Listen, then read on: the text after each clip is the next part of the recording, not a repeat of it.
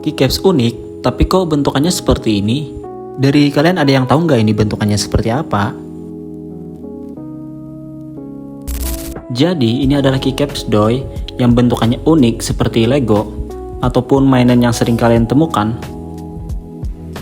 Untuk keycaps ini sudah dilengkapi dengan banyak variasi warna dan juga untuk yang material clear menggunakan bahan PC, sedangkan untuk material yang solid menggunakan bahan PBT. Oke, di sini langsung saja kita coba untuk keycaps doi-nya.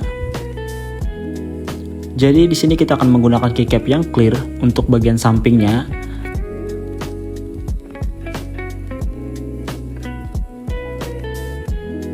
Dan jangan lupa untuk di bagian bawahnya kita akan menggunakan keycaps yang solid.